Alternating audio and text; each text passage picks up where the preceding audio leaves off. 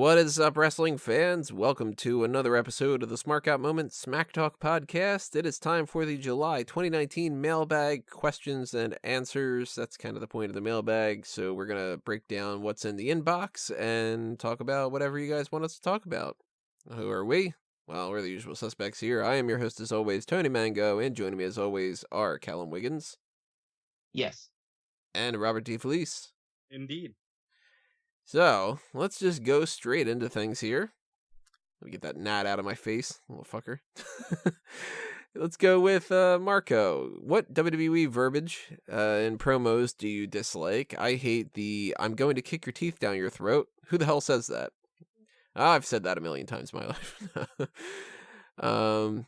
Practically all of it is my answer, generally speaking. Anything that they've said a lot, over the years that you can just kind of finish this sentence, I really tend to dislike. But to be honest, I've tried to block that out of my memory so much that I actually couldn't even remember most of them. So my main answer then became the plugs, which is when they say, Kevin Owens is talking about how he's going to beat the crap out of Shane McMahon, and this Sunday at SummerSlam at the Scotiabank Arena. I get the necessity behind it, but I just hate it. So, what other ones you guys got in mind? Anytime they refer to sports entertainment is always a bit painful, but you get used to it eventually over time. It's difficult to pinpoint anything in particular because it all sounds so terrible and not like anybody would ever talk. So it's hard to put your finger on too much that's really stands out. Maybe I hate it when they want to say, "Oh, let's listen to what the WWE universe has to say." Just like say crowd, say audience, say something that's not so branded. It's ridiculous. I'm pretty sure there's tons of other things that I would hear on a regular basis that just grinds my gears a little bit, but nothing's automatically springing to mind. For me, I would definitely say medical facility. Like, that has really gotten under my skin. Because if something happened to one of your family members right now, would you go, "Oh my god, I need to get to the medical facility"? I mean, who does that? I heard the reason why they do that is because they don't want to actually alert people to go to a hospital or something like that. That's stupid. But you're still catching on. It just sounds pretentious. Like, it's still a hospital. You know what you mean. And I would also say, I didn't catch on to this one until Paul Heyman pointed it out a couple of years ago, but they don't use the term feud anymore. It's a rivalry. And that, to me, is just weird. Like, you don't hear the word feud on WWE TV anymore. Do you remember that short period of time when they used to say instead of that they were holding a title vacant, that it was held in abeyance instead? Yeah. That's another one of those weird things. Like, did they do that because they got upset that the vacant thing became a meme? So now it's abeyance, so you can't meme abeyance, I guess. Any of that stuff, it shouldn't happen. There should be some preference to certain things. Like, obviously, if they want you to refer to the WWE universe as, like, the alternative to that stupid Raw Fan Nation type crap, I hated that so much. But if you want to try to make it seem like that's that, then instead of saying, I don't know, the WWE audience in here tonight, if you say the WWE universe, whatever, but it should come naturally. Everything should come naturally. And I hate the term WWE Universe. I'm not a big fan of it either. I've gotten used to it because it's been 10 years. Like, if I wasn't used to it by now, there'd be something wrong with me. But I just call them fans, for fuck's sake. Like, that branding is incessant and annoying as the background noise that I'm sure all of you hear is. It's just, for God's sake, not everything needs to be this overdone branding because it's Vince McMahon and we have a sophisticated product. You know what else popped in my mind is the WWE Network is free for new subscribers. Have you noticed that they've done that a lot? They have Yeah. that extenuated pause. And I get that maybe that's them trying to think that that's going to work as like some marketing technique where some like hopeless sap is going to sign up for another month and spend $10 and be like screwed over. But that's not really working all that well. Just be like, and the WWE Network is free for new subscribers and whatever like that. Not that whole like 2-second pause type thing. For that matter, obviously the whole SmackDown rolls on type thing. Anything that they do that is like a memeable, they always say such and such instead of whatever the most natural thing would be. Any of it is bothersome. I think Callum might have covered it, but nothing will ever beat this year's sports entertainment enthusiast. Like, So stupid. Oh yeah, and the obvious, you can't call a belt Yeah. unless you're Becky Lynch and you have 2 yeah, belts. but did Becky officially overturn that for everybody, or is it just like all right, we're gonna let Becky say it so we can put it on a shirt? And now That's I'm so pretty much used that, to yeah. my buddy Dane always saying, give him the belt, that's just a thing that I want them to start saying too, since that's just one of my go-to compliments now to somebody. Just give him the belt. Give him the strap. That kind of thing. Marco's other question we've had, he's had a couple more, but obviously we don't pick every question that people put out there. If you were to cast any WWE superstar in a Marvel Cinematic Universe film, what would it be? I wrote an article about this 2017, and some of them obviously were just like stretches because it was like, well, maybe Lana could play Silver Sable because she's a blonde and Silver Sable's essentially That a would work, blonde I and think. she's Russian and whatever. But for the most part, I think none of them are good enough actors and actresses that they could be major people in the MCU because the MCU is better than that. But What about Batista there, well, Tony? that's the thing is Batista. I thought was going to be horrible for Drax, and I didn't really know Drax all that well ahead of time. I just assumed that he would be bad because it's Batista, and he probably wouldn't be that great of an actor.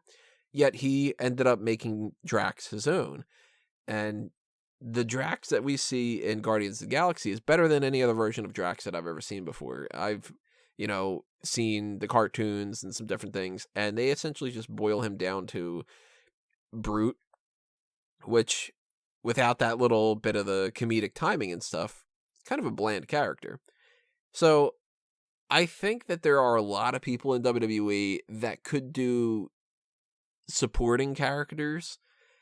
And now we've gotten to a point where there's so many Marvel characters that haven't been tapped into yet, whether they're villains or they're extra heroes, but I don't personally know super well something like Black Knight.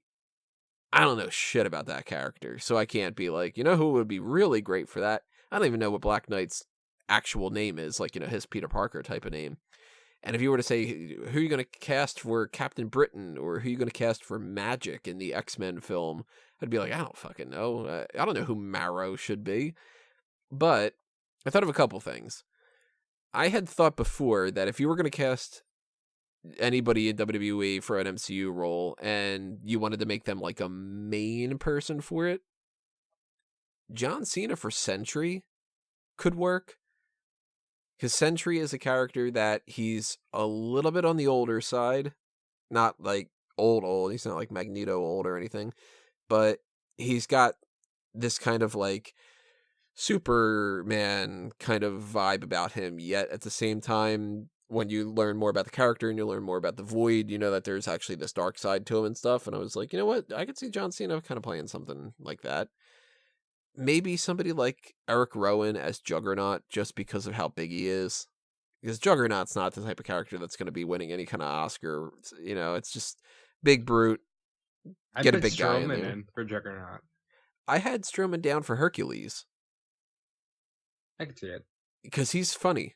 And that could be something that could be really good. But as I was writing this and I looked back at that old other article and I thought of another one that I hadn't put down on that one. And then the more that I thought about it, the more I was like, you know what? This could really, really work. The Miz as Wonder Man. For those who don't know about Wonder Man, Simon Williams is a former actor who is a complete asshole and started off as a villain, and then he became a member of the Avengers, and he's kind of one of those Avengers where nobody really likes him all that much. I'm like, you know what? Miz could play that. He looks enough like the character. He could play the kind of like the douchebag former actor type thing. So that's my main one. I'd go with the Miz as Wonder Man. Any other ideas you guys got? I've been looking up and down the roster to see if anybody could play Venom better. Because I watched Venom recently and I hated it. But I'm not seeing anybody on this roster that could take on the role nicely. Immediately because of the hair, I also thought Sasha Banks as Psylocke for some reason. Just because of the purple hair. I think she could pull off the look. But nothing that really says, oh, this should happen. Well, Psylocke's Asian. Well, I mean, you could always change everything. I mean, you could do whatever you want when it comes to certain movies. But, yeah, I wouldn't say that just because of the purple hair.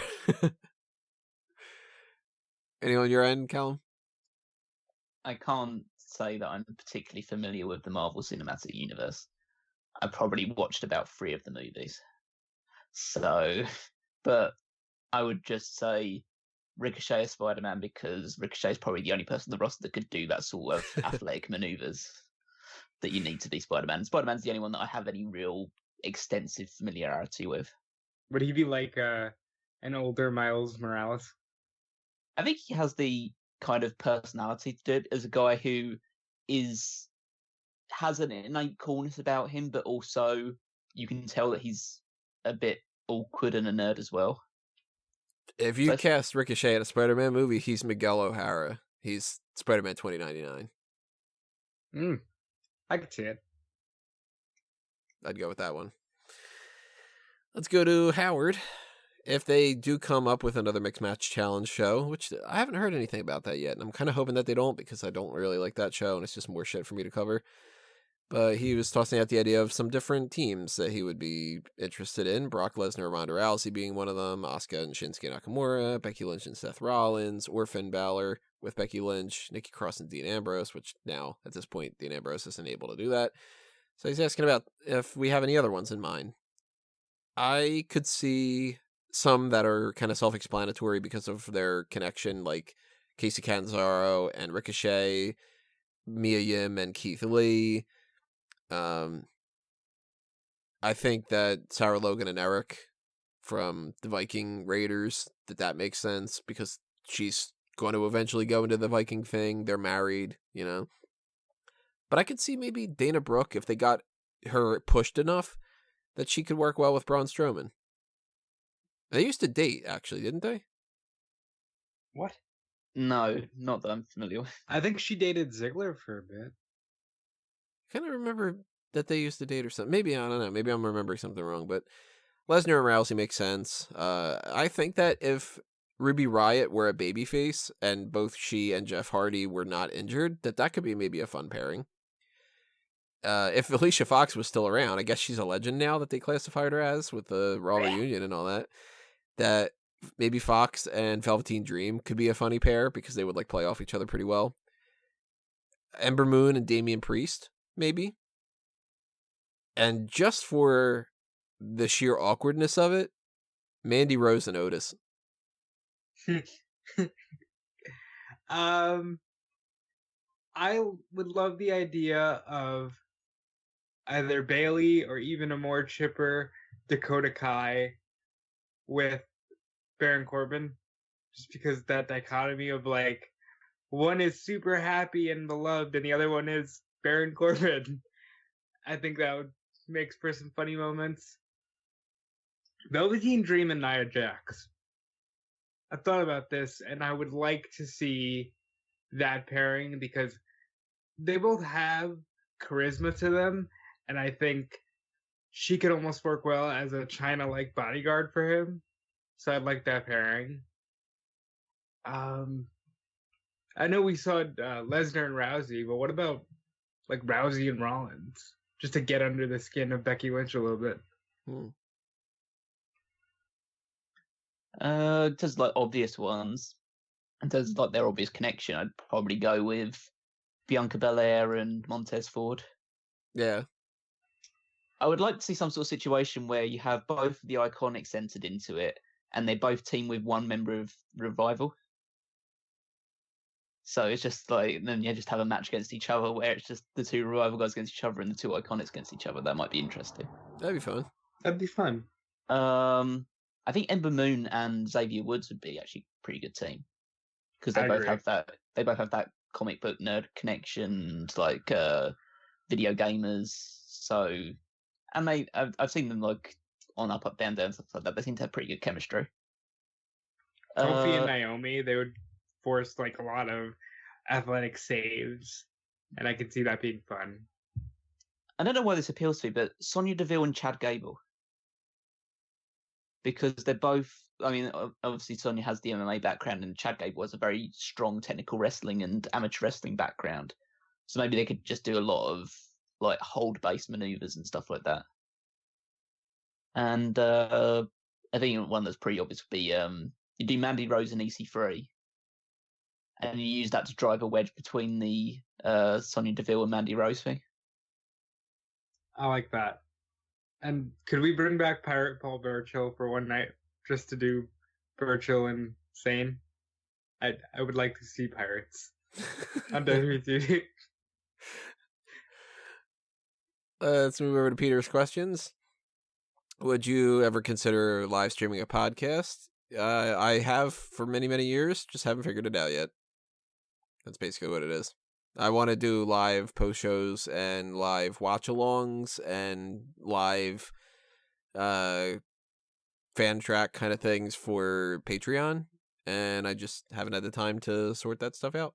So hopefully that is something that can happen in the future, and if you want to try to speed that along, hit up that Patreon and donate towards whatever the different tiers are, because I have that broken down on the side of the idea of like, if I reach a certain amount per month, then I'm able to pay people to do some of the stuff for me, and then that is something that can actually kind of like take the load off of me, and then I can work on different kinds of projects, because let's face it, I'm the type of person that if I had the free time, I would be working on more stuff as opposed to that I would just like take that time off. So if I gotta dedicate my time towards TV coverage, then that's multiple hours a week that I can't do things like tinker around with setting up a live stream type thing and stuff like that. So that's something to be aware of. By the way, as far as plugs go, if you are listening to this and you are on the audio-only platforms like Anchor or Spotify or Google Play or iTunes or Stitcher or whatever like that, then you're not going to be able to leave a comment below, but you should leave us a star rating or whatever they have on those things, and hop on over to YouTube and subscribe if you haven't done that already, and leave a comment below and tell us what you think about all these questions and your thoughts on our answers and your answers, and so on and so forth like that. While you're doing that, ring that little bell, because that way you'll be aware of whenever we post things. And eventually, if we get to a point where I can do these live streams and these live watch-alongs and stuff, then all the more reason, because then you're going to get that published thing ahead of time, and the premiere will tell you that we're going to start doing that at a certain point, and then you'll be able to hop on and, set that all out. So, yay. Some plugs out of the way. Tony, would you ever do the end of the year awards in person as a show like in the past? Would you ever consider the three of you face cam on screen like the past? If we were all in the same area, that would be awesome to be able to do that in person and have like that set up like I did with Dace in the past, where we had like the little bit of the set and stuff. I actually wanted to build a set for that, and I had a lot of things that I was looking into. I was going to buy ring ropes and one half of the turnbuckles and set up like a, just like those two, and have that kind of in some kind of area in my basement. And I was going to set up some more professional lighting, and I was going to get that all set up and stuff. And then it became just way too much to be able to do. So I would love to do that. I came very close to filming the end of the year awards in the OTW ring one year. I was going to do that, and it just became a little too hard to do that around the Christmas time, so that ended up not being a thing either. Facecam-wise, with the Google Hangout and all that stuff, I really liked doing that because it made it feel something special. It was something different from the regular podcast, but it takes so much more time and effort to edit that, where it used to be that I would do, like the 6 parts for the awards, and it would take me days to edit just because of how big the files were. Because you can spend an hour talking on a file, and you have to process the video, and then you have to upload it to YouTube. So each one of those hours is usually about like 10 when it comes to, all right, it's going to take 2 hours to process this, it's going to take 2 hours to upload that, and it's going to whatever. So if I had a stronger computer and a faster internet connection speed, and if these guys wanted to do that stuff, then I'd probably figure out a way to do that. So again, the Patreon. But another way, if you want to show your support with that, is the merchandise shops. TeePublic and Redbubble are where you can pick up some t-shirts or some other types of different merchandise. With Redbubble's got a whole bunch of new things now. You can do like water bottles, which is like, okay, that's kind of, if you want a water bottle that says Emma chewing gum, go ahead and do it, wide variety of different options, and that stuff goes directly towards trying to improve the podcast and trying to do some more cool things in the future, so keep that all in mind. Generally speaking, what do you guys think about those ideas? Live streams, video platform stuff? I'm genuinely surprised you haven't gotten a set already. I know you well enough to know that you probably really want to, and I'm guessing it's just a space and financial thing. Yeah, 100%. But I am really looking to, if this move goes off smoothly, then I also want to get a set, because I do live stream for WrestleZone and stuff, and I'm hoping to get a set there. And I actually have the technology, like we were talking about off air, that if you ever wanted to do that, if we could find the time to tinker around with it, I'd be all for trying to set up at least live streaming for stuff like the mailbag, In terms of the live streaming thing, that's obviously a massive benefit and a plus point to get stuff done. Face cam, it's ambivalent at the moment. I'm not entirely against the idea of doing those sort of shows. It's just I liked the ability to just flick around and do whatever I'm doing while recording this stuff. Yeah. So just like flick around, read some news, check out like little bits and pieces. Pick your nose, whatever the case. Yeah. Yeah, exactly. It's just a case of you have to be really on it if you're being recorded at the same time as doing it. Whereas this is a bit more casual and freeing. I don't think it's not like the biggest issue in the world, but I appreciate the fact that I don't have to be on camera.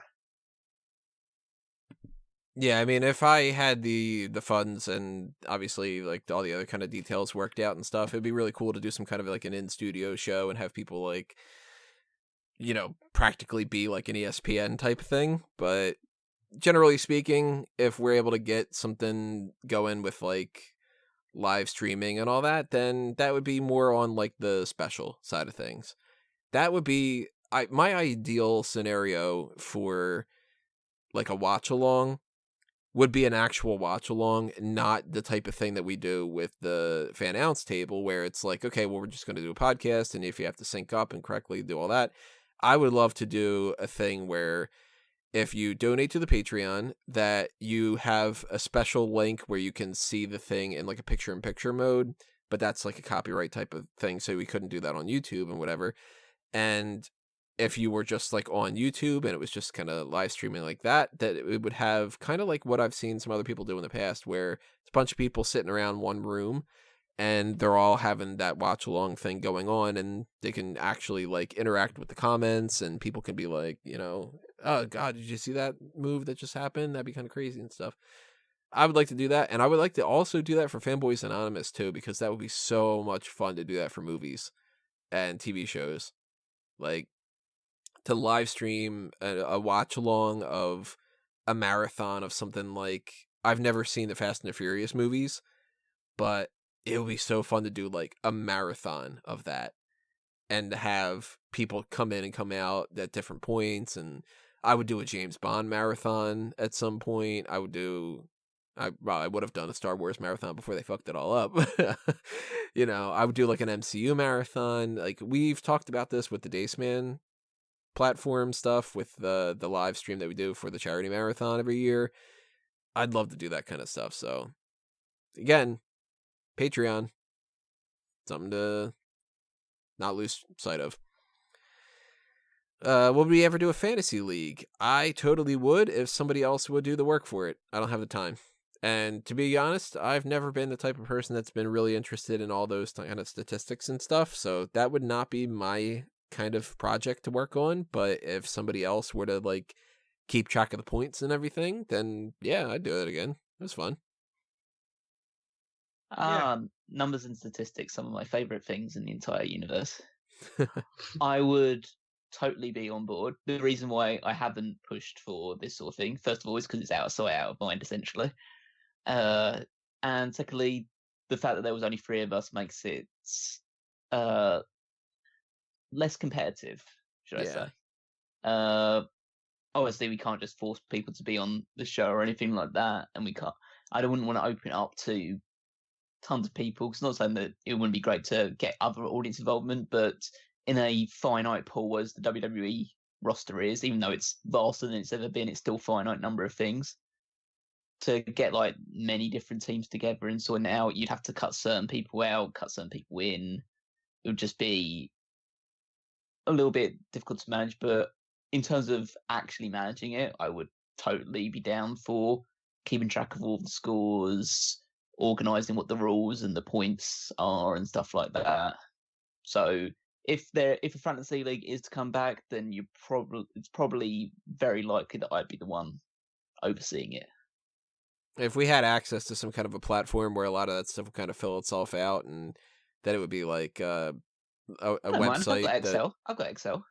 Well, like a website that people could like draft things and do that kind of the way that like a bigger type of fantasy league for like an NFL or whatever. Like if we had some kind of a built-in system for that, then yeah, I mean we would definitely be doing that. And that would be something that we own the Megamaniacs and I would say if it did come down, if we decided to run with it and it was only the 3 of us, I'd say we'd probably end up drafting like 8 superstars rather than I think it was 5 or 6 was your previous one when you used to do it. I think it might have been 6. I don't remember for sure though. So you might extend it out a little bit to compensate for the fact that there's less of us doing it. Then we might do like obviously you can do multiple trades and stuff along those lines, but it would be a case of figuring it out as we go along, really. There are multiple leagues where it would be like, all right, you can only pick people, like you can have 5 people on your team and it's only from Raw. And then we've got the SmackDown side and then we got the NXT side and that. Yeah, maybe something like that. So I'd say it's definitely not a hard no for that one, but it's not immediately in the pipeline right now. Yeah, like it doesn't seem feasible with the structure that we have now, but I would be down for doing it. It's also something that has no monetary side.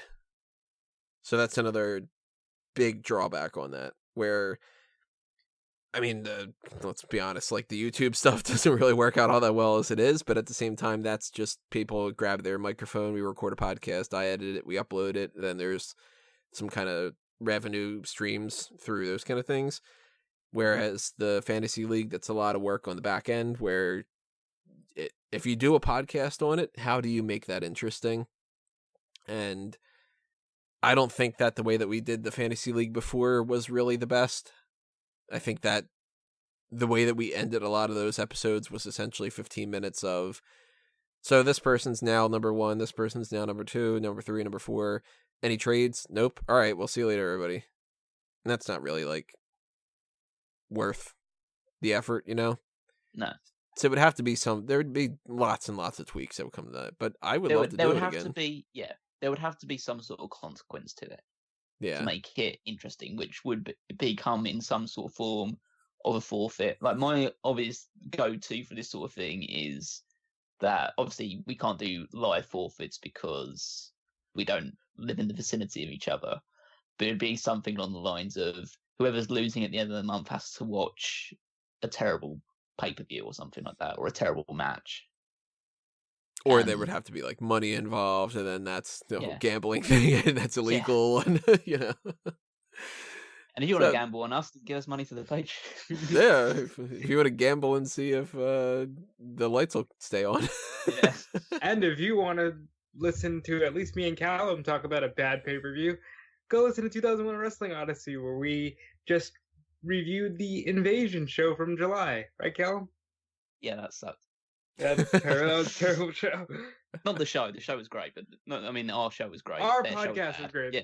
The Invasion show was bad. What superstar score or call the spot would you want to do? Would you ever consider doing an old call the spot like Nexus and Team WWE from SummerSlam? Definitely would. I would love to do more call the spot and keep it to where it's not just the Elimination Chamber, the Money in the Bank, and the Survivor Series teams. Those are only the 3 call the spots that I do per year just because there's not enough time for anything else. But I would love to do call the spot ranking for like D-Generation X or call the spot for the NWO or I mean, like the Nexus one, the Team WWE, like that kind of stuff would be really fun to do. And again, if I had more time, then you'd see either some podcasts of those or at least some articles about that. And Superstar Scores, I mean, fucking everybody for the most part. I would not want to do Superstar Scores. God, what's that guy's name? I just had it in my head. Eric Escobar or Superstar Scores. Damn me. James Ellsworth or anything that's like on the forgettable side. There's not going to be a Superstar Scores Warlord, but Undertaker, Bret Hart, Steve Austin, John Cena, Mark Henry, Big Show, Kane, so many people that we haven't done because we've only done like 22 or 23 of them. There's legends that we haven't even come close to scratching. I don't think we've even done Superstar Scores Ric Flair. Or Superstar Scores China. We did that, didn't we? We did one more match, China. Oh, okay. But there's so many. Is there any that stand out to you guys that you would love to do for either of those? I'm surprised because this channel was well established that you didn't do Superstar Scores CM Punk when he walked out. I think we should do that at some point. Superstar Scores Jericho. I don't think you did it. Yeah, we did that. Yeah, have that with Jericho one. He Well, currently is ranked the number 2, I think, in my mind. If I think remember he's 3 correctly, I behind. think I thought it was 3 behind Triple H and something like Michaels. that. I think All right, well, that's Michaels fair, is number then. 1. Triple H is on the second platform. He's either tied or slightly above Jericho. All right, well, then that's fair. But yeah, like you said, Bret Hart, Ric Flair, Owen Hart. I know there's not too many stories about him to go around, but that would be a fun one to do. And there's plenty of them, plenty of people. Just as like a huge mark for him, I'd want to do a Superstar Scores Kurt Angle at some point. Yeah. Just because I think that at least in my mind he would surpass at least touch, but potentially even surpass Shawn Michaels on the list of it. Ric Flair's obviously a big one. You'd want to do one on maybe like a fun one like on Sid or something. And Randy Savage. Oh yeah, Randy Savage. I would like to do one on the most interesting ones are ones where you kind of don't know what everyone's going to think going into it and make you think a little bit more. I would have thought one on The Miz would be quite interesting because I think there'd be quite a bit of disparity between people. Maybe one on someone like someone who is a big deal but maybe doesn't get like falls down on certain areas like a Becky Lynch or I wouldn't say like a Seth Rollins right now. I'd probably wait until further into their careers, but maybe someone like Big Show's a big one. Maybe a classic from the past like an MVP. I still want to do tag teams. So like Superstar Scores, Edge and Christian together. I think we haven't done Edge. So Edge would be interesting, Christian would be interesting, the Hardy Boys, the Dudley Boys. We did the Hardy Boys, right? No, we did We've done Matt. Matt. Because he was supposed to be retiring and then he didn't. The Sid one brought up the idea of Scott Hall and Kevin Nash would be really interesting. That'd be fun. Mr. Perfect for Superstar Scores would be really good. Jake the Snake would be really good. DDP. DDP, Vader, Goldust would be a great Superstar Scores. Mm. Because you start getting into the idea of the gimmicks. He had some awful gimmicks with Black Rain and the artist formerly known as Goldust but then Goldust itself was a fantastic gimmick, and then it also had some bad points in that. And he can cut a promo, but then he can also do the whole like electrocution thing where it was pretty bad after a while. Great in the ring, awful in the ring. Better physique, terrible physique. He could be all over the place on that one. I think a Superstar Stores goes on Jeff Jarrett would be interesting. Yeah, that'd be another really good one. Just because of the multiple different personas, the fact that what he was in WWE, which was essentially starting as a mid-carder and then getting towards the high Intercontinental Championship level to being a world champion in WCW and then owning TNA. Call the Spot could be good for different Survivor Series teams in the past that we just weren't around at the time. Nation of Domination would be fun for Call the Spot. Another one for Superstar Scores for the tag teams, the New Age Outlaws would be fun. Because I think with the three of us, that discussion would be really interesting.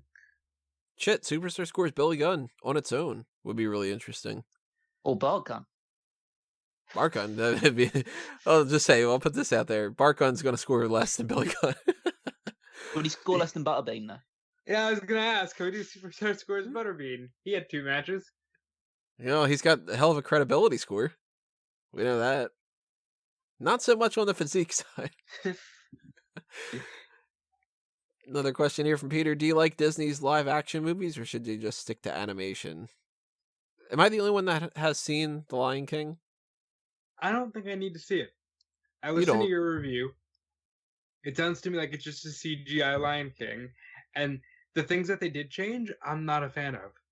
Like, in Hakuna Matata, where he's like, I got downhearted every time that aren't you going to cut me off? No, because you disgust me. Like, I thought that was stupid. I like the whole Pumbaa, not in front of the kids. You know, the things that they changed seem to be just for the sake of changing something. And somebody redid it where it's like actual better animation as opposed to just taking like a real lion. And I liked the more animated one better. So I'm going to say they stick to animation and these movies are stupid. I'd say like it's fine to do the live action stuff as long as, I mean, at the end of the day, the animations are still always there. I would just wish there was a little more originality and like prioritizing making new stuff as opposed to rehashing the old. Don't get me started. That's the bigger issue. I'd rather they made live action movies and animated movies that are different than the ones that we've seen before. It is 100% everything. Even a movie that I enjoyed, like Toy Story 4. You didn't need to make it. Stop trying to just dig up old IPs for cash grabs instead of being creative. I think that there is value to it and that they push things further. Like, The Lion King looks amazing.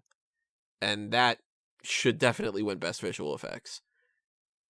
But Lion King is a great movie. And if you do the exact same movie, it's just like an art thing. It's not like you're only breaking ground on the visuals. That's it.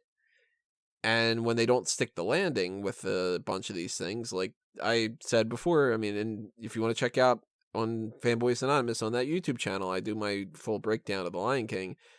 Even James Earl Jones does not give as good of a performance as Mufasa as he did in the original. And nobody else matches up to anybody else in the original.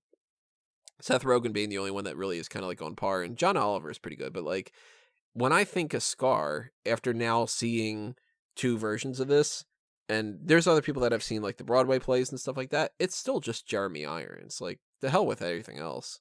It's Jeremy Irons. So it's not as good. And if they could have had all the same voice actors or the same lines of dialogue and they just carried it over and they did the animation differently, I'd be interested, but it's kind of the same as somebody taking, say, for instance, I am a huge fan of the Justice League cartoon, and there's problems with it, of course, with some things here and there and stuff like that, but like Kevin Conroy is my Batman. And if Damn you right. take that weird scenario that they had where everybody had this like weird upper torso, I never really liked that animation style, but I really love the animation style of Batman Hush. And if you were to merge those two together and tell that kind of a story, have Kevin Conroy voice that version of the animated thing, then that's really cool. And if you redid those episodes of the Justice League show with that style animation, I would like it better. But if you change it, and you change it for the worse, then it's just worse. And them doing like, well, we're going to redo The Lion King, and we're not going to really change all that much, but the things we are going to change aren't necessarily for the better, there's really no point in doing that, other than the animation side. So I see where they're going from. I know that this is an easy thing for them to do, and they're going to make a lot of money because they keep making tons of money. But I'm not interested in a lot of these movies as it is. Like, I have never seen Mulan, and I have no interest in seeing Mulan, and I have no interest in seeing the live action Mulan. So they didn't even win me over with that. It's not like, hey, if you didn't like the animation of that, you should maybe check out this one. Nah, still don't really think I'm all that interested in Mulan. And if they do a live action version of the Aristocats, I don't really care. Or another version of 101 Dalmatians, I've seen it. I don't need to watch that. The only reason I watched The Jungle Book was because of the animation, because I never liked Jungle Book. Now that I've seen that, and I've seen The Lion King, I don't need to see whatever other future big animation project they have. So, it's kind of a waste, a little bit. Although, if there is any other kind of Disney live action thing, I'll tell you what would be trippy as hell if they did a live action Toy Story. That would just be like stop motion animation with the toys. And that Yeah. would just be funny as hell. That might be a lot of fun, actually, to see. Somebody's done it. Like a low rent version of it. You can find it on YouTube where they've tried to do shot for shot as much as they can. Where they've got like, you can see like the little fishing line of like how they're moving the toys and stuff. And it's pretty funny. So as of right now, I'm hearing that the Mulan movie is going to take out a lot of the songs, and really, my main go-to for Mulan is the "I'll Make a Man Out of You" song. And if you're not going to do that, then you've lost me already. You can keep the movie. I have no interest in seeing it. They don't have the dragon too. Which is like, then you're not doing Disney's Mulan. You're just doing more of a biopic of the real person. Yeah. Which, whatever. Stop being lazy, Disney. Do you think Cesaro has cursed tag team partners? Tyson Kidd and Sheamus are injured for life, and Swagger's out of the company. And Cassius Ohno will never get called up. Yeah, so if you're Sarah Amato, watch out. I think that's probably the reason that they cut ties, just so she could avoid the catastrophe of whatever happens when you're around Cesaro. Are they not together anymore? I don't think so. That's I a could be shame. wrong. I don't know. They're private enough that they could still very much be together, and you just don't know.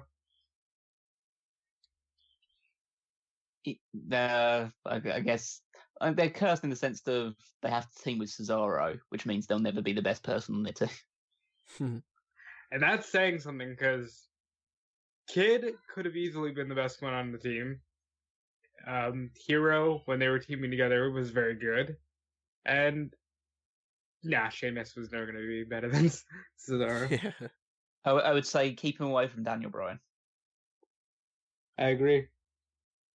Rowan is a lot safer hands, strangely enough. Do you feel AEW took a shot at Connor's cure about the whole charity thing? No. Yeah, I didn't understand this question. Like, I don't know that AEW ever took a shot at them like that. I think that Peter's mostly framing it in the idea that like that it's sort of like, well, WWE doesn't do this type of charity stuff that we're doing here with Fight for the Fallen, but that's not like a shot at Connor's cure. I think that that's just them just being like, hey guys, remember? Like, fuck WWE. we're awesome, aren't we? Like that kind of thing. I think it's just in their mind, it's the idea that WWE does charity work to get publicity rather than to do charity work. Mm-hmm. And whether that's true or not, there's also the argument saying, like, you didn't have to do a giant check presentation at the end of that show. You could have just given the money to the charity like you said you were going to do and moved on. Right. So you are trying to pat yourself on the back at the end of it and make yourselves look good. But at the end of the day, if you're giving money to a good cause, I don't really give a fuck what you're doing to push yourself forward as long as you're actually giving the money to people that need it. And not skimming off the top, or it's not going to somebody who it's like, well, all right, we're donating $100,000, but only 50,000 of it's going to actually go to the people, or, you know. Yeah, like Susan G. Komen. Yeah. With WWE managing superstars' social media, do you think Renee Young will be fired or fined for talking about New Japan and AEW? Nope. I think that Renee Young is in a fantastic position with the company right now where they are going to try to suck up to her practically, the opposite kind of spectrum. And I want to be clear, maybe Peter's talking about WWE putting out that job listing for a brand manager, that they're going to start helping people manage their personal brands and personal social media. That doesn't mean that they're going to micromanage their social media. I think that just means in this new era, everybody is their own brand. So they're going to help Renee Young get more business opportunities as Renee Young of WWE, and not just WWE coming to Renee Young. Oh, hey, you want to be the spokesperson for this iced tea? They'll help you build your own brand. It would take an act of absolute monumental stupidity for WWE to decide to fire Renee Young. There is, regardless of who she's married to and where that person she's married to is working, she's one of the best, like, just people they have on the roster in terms of just being a talented interviewer, a very natural, charismatic talker.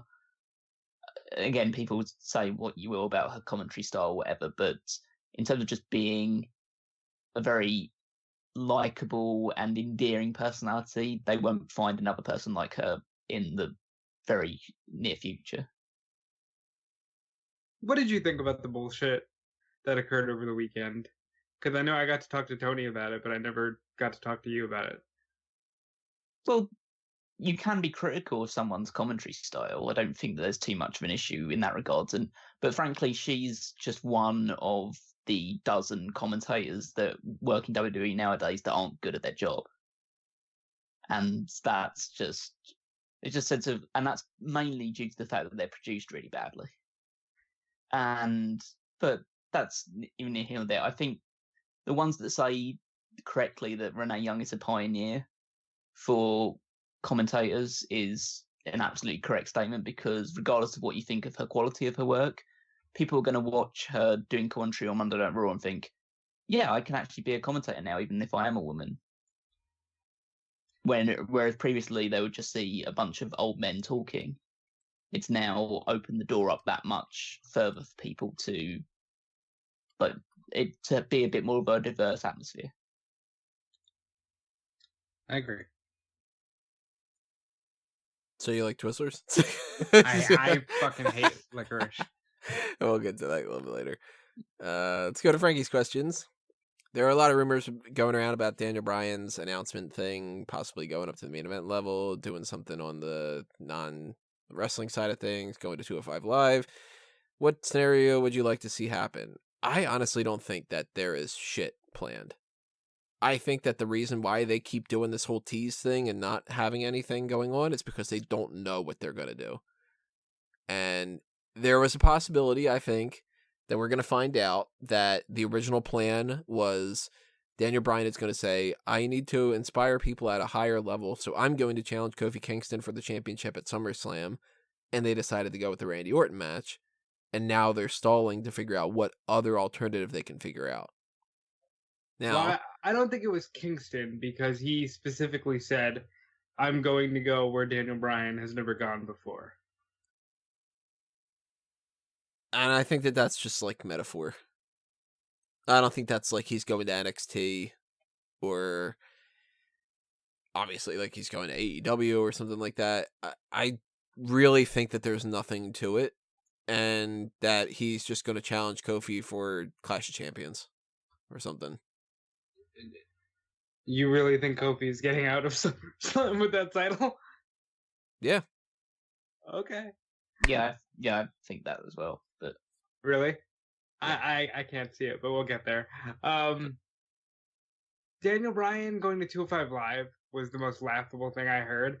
Kevin actually told me that off air after one of the WrestleZone things. He's like, yeah, so there's this rumor that he's going to 205 Live, and I can't see that as being useful at all. I think Daniel Bryan will end up moving back up the card for SmackDown. It's just a matter of getting away from the Kofi Kingston thing because I think they already did that. They haven't wanted to go back there. But at some point, Daniel Bryan will be right back in the main event scene. And maybe he gets Harper with him. Like, he gets the Rowan and Harper duo that they like to pull apart and put back together. I honestly can't envision anything that they're doing with Daniel Bryan right now. And that's not because I don't think that they're going to do anything good. They might very well do something good. I just have absolutely no idea what it is. So that's at least interesting.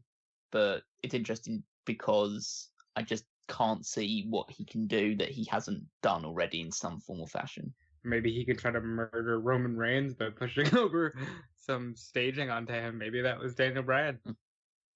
Awful segment. That was so bad. The one thing at least I know is that Daniel Bryan showed me enough to show that whatever his next step is in terms of his character development, it will be good. So if he's the one in control of things, I trust it more. Mm. Do you think that Bianca Belair is going to move up when the Street Profits move up? Nope. What do you mean when the Street Profits move up, bro? They have moved. They're on Raw every week. That's not an official thing, though. They still got to drop those tag titles to take over Toronto. They're going to do that. And they're going to. I think Bianca Belair could move up because I think that window of her getting the women's title has closed. So they might as well just move her up now. I don't know if she needs to be on the same brand as the Street Profits, but because she's married to Montez Ford, they'll likely keep them on the same show. So yeah, I guess by proxy, yes, she will be moved up when the Street Profits are moved up. It's probable. I don't think that like you said, there's no real need for her to win the title at this point in time. It does feel like, basically from what I've seen from her recent episodes of NXT, where she's been on, she's kind of just treading water, defeating people pretty handedly, but not getting any opportunities because the main two feuds now between Shayna Baszler and Mia Yim and Io Shirai and Candice LeRae. So she's pretty much treading water at the moment. So I wouldn't be shocked if she gets moved up after SummerSlam. There's a couple things that factor into this, I think. There are rumors that when the Fox switch happens, that they're going to move a bunch of people from NXT up to the main roster. And if that happens, yeah, Bianca Belair will move up. Because Io Shirai is a heel, Shayna Baszler is a heel.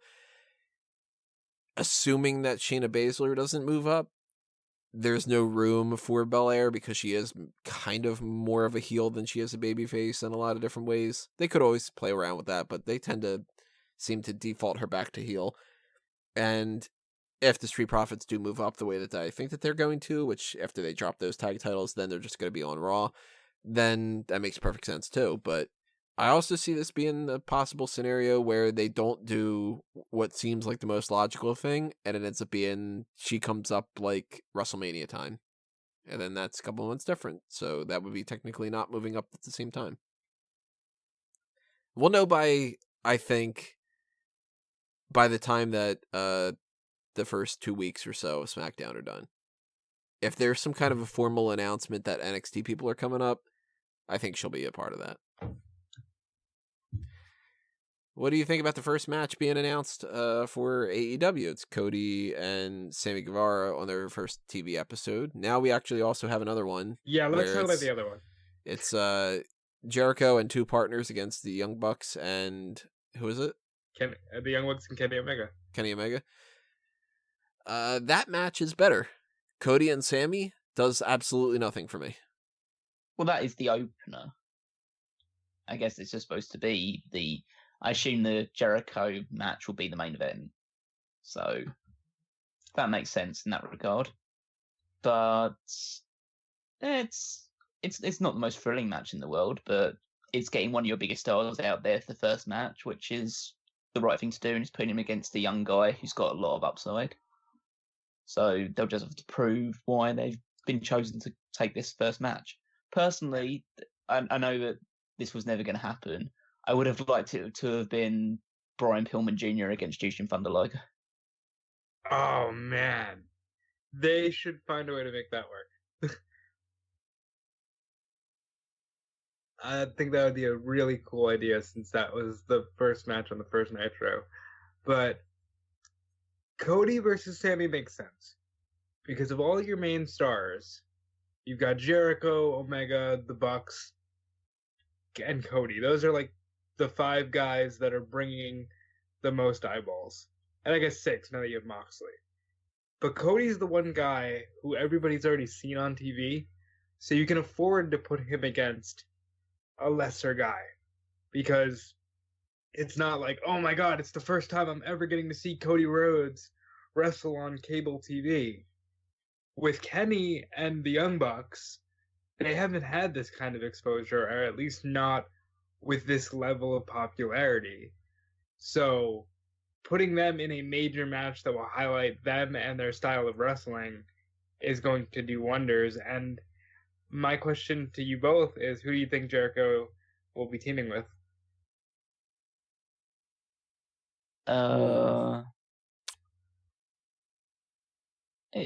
You could be. That's the thing. I don't know, because it could be someone who's currently signed to AEW. It could be someone who's they've got in the pipeline lined up for it. But realistically, it could potentially be MJF and the guy that ends up turning heel in that triple threat match. So I would assume it's not going to be like Angelico and Jack Evans, but it could be. It wouldn't make any sense for him to team up with like the Dark Order. Jericho seems to be saying he's bringing somebody in. He put on Twitter, "You won't believe who I'm bringing in." Maybe that's where Pac comes in. That's what I thought as well, but then I thought, who do you team? Well, again, in the realm of real fantasy booking, Jericho's first ever wrestling match took place 29 years to the day that AEW show happens. So if he could get Lance Storm to come in as his partner, that would be interesting. That'd be really cool. A lot of people are jumping the gun and saying LAX. And I can see it only because LAX did fight the Bucks on the Jericho Cruise. So there's that Jericho connection there. But I would like to see it be like Pac and somebody else. And there's also people suggesting the Revival because they now have a Pro Wrestling Tees store up. So there's going to be a lot of speculation until we actually see who it is. But please, for the love of all that is holy, do not make it the fucking Lucha Brothers. Yeah. I'd rather even see Michael Nakazawa and Marco Stunt than the Lucha Brothers. Yeah, Stunt I would agree with that 100%. So I'm the only person who watches Big Brother here. I've kind of kept up with this season. It's trash. Yeah, it hasn't been that great. Frankie wants to know my thoughts on Big Brother so far, favorites, least favorites, that kind of stuff. I'm going to give a quick rundown of some of this. I actually caught up. I wasn't watching the past week and a half or so, and then I just watched all those episodes last night because my power went out. Or not my power, my cable went out. So I was like, all right, fuck it, I'll just watch that instead. Here's my quick breakdown. Annalise, hot, but kind of pointless. Catherine, real hot, total ditzy, and she's funny to watch because she's so strange. Kemi, I think she's been in a weird position where she kind of got saddled into that, like, the sassy black girl type thing. They wanted her to do that, and that's kind of a shame because they want to try to do those stereotypes. But I didn't personally really like her. Not a big fan of Christy. Cliff is okay. Mickey's my favorite. I know people hate him, but Jackson is his other name, but they go by Mickey a lot. He's kind of my favorite player. I want him to win. Really disappointed that David didn't get a chance to actually play the game. He seems like a really nice person, and that sucks for him. Nick, I'm not the type of person who's like, I'm going to root for the local boy kind of thing. Not a big fan of Nick. Holly seems kind of pointless. Not a big fan of her. Not a real big fan of Nicole. Ovi was annoying and kind of dumb. I don't really like him all that much. He seems kind of like a pushover and everything. So him being gone, whatever. Hated Isabella. Not a fan of her in the slightest bit. I could not imagine getting along with her. Sam is okay. Kind of annoying still with the way that he shouts at the screen all the time. Not a fan of Jessica. I feel like she's just there to just be a talking point of the whole plus size model type crap. So I think if you took that out and you made her look the way that Holly looks, she would be completely vapid and pointless. And I really like Tommy, although it's funny that almost everything that he says, he looks really sad, where it's just kind of like he's super duper happy and he's bouncing all over the place, and then it's like, I'm really sad about this and whatever. And Jack is a fucking douche in a lot of different ways. He is exactly the type of person that I can't imagine having a conversation with without him saying something that rubs me the wrong way because of the way that he talks down to everybody. And yeah, not a fan of that. I used to be a big fan of Jack, and then he got really annoying. So Jackson's my favorite right now, even though he could be a little bit of a prick too, but yeah, so can I. What have you been thinking? I'll just say that as an overall, this entire season has been riddled with a lot of like controversial stuff and racist stuff. So I've been just keeping in touch with people that I know watch religiously and getting caught up through them because it's really stupid that a lot of what they're allowing to go on is going on. But yeah, I kind of still want Cliff to win because he's Hank Hill and he sells propane and propane accessories.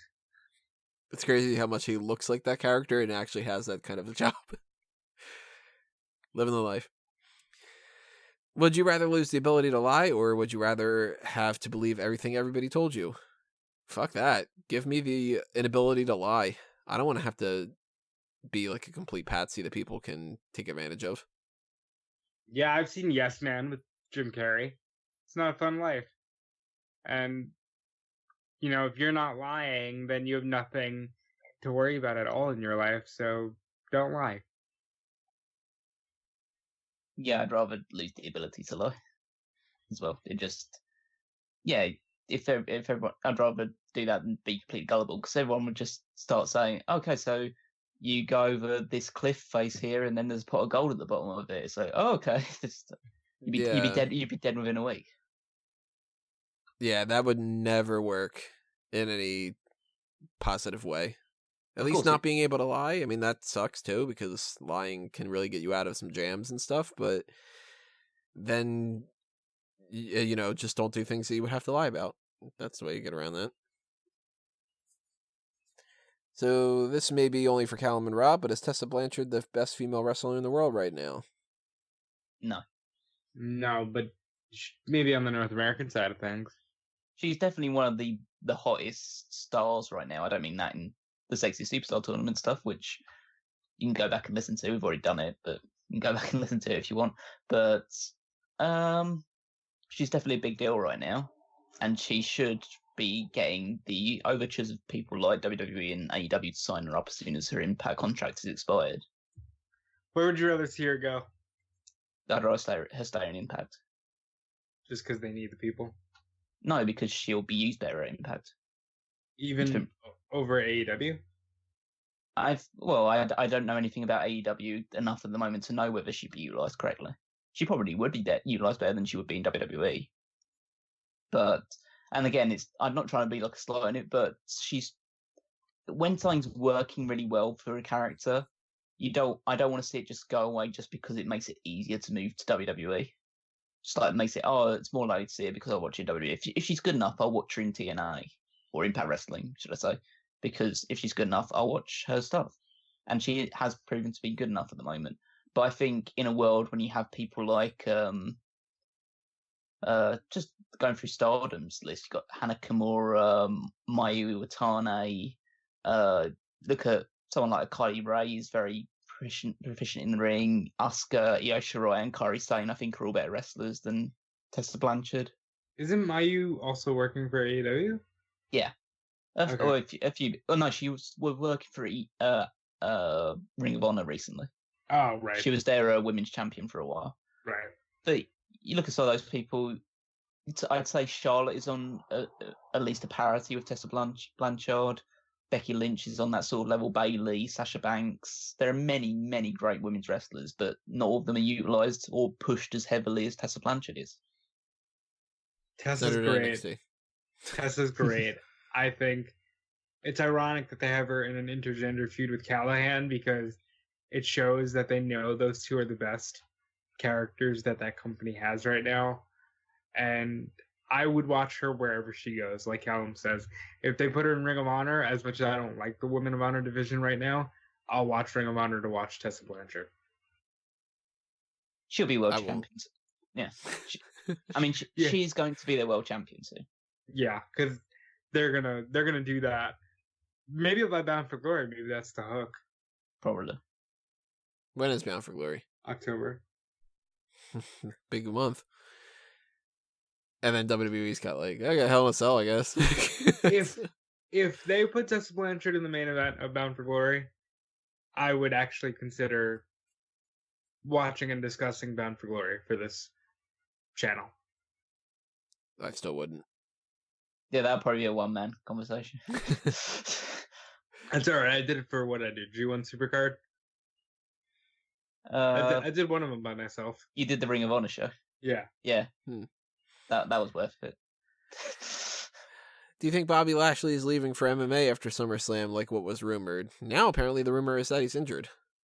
Yeah, I think he's just injured and will be back. I think he's a lifer with pro wrestling. I think we could see him go and do some kind of a fight for something like a one-off on Bellator or something like that, but I think he's just sticking with WWE. Yeah, I wouldn't be surprised if he's got one of those contracts that allows him to go into do MMA fights every now and again. But I think at his age, he wouldn't be doing too many of those going forward, and WWE is a nice earner for him, I assume.